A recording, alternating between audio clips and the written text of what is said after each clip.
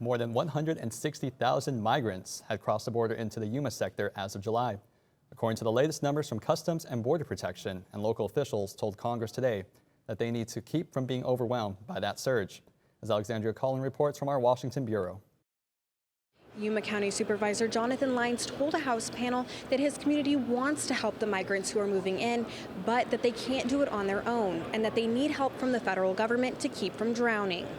Last year, fiscal year, our cost specifically related to the illegals that were detained was $1.3 million, of which I believe maybe we were reimbursed 10% or 10 cents on the dollar, I should say. This was echoed by Joe Borelli, a New York City council member who said his city was also grappling with an overwhelming influx of migrants.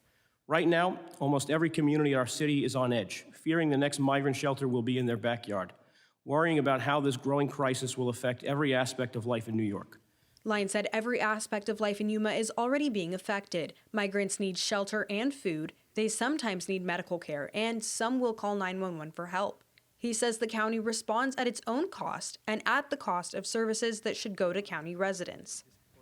Most lawmakers agreed that the federal government should step in and help, but they disagreed on the solution. So when you hear the ranking member on the other side say this isn't serious, this is just a dog and pony show, is there any wonder to anybody in this chamber why we can't solve this problem? They don't even think this is serious.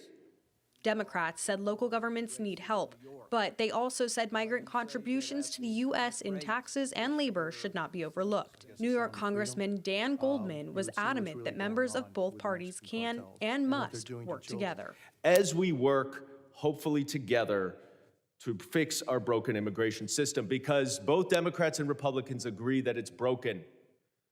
So let's not play political games for electoral benefit.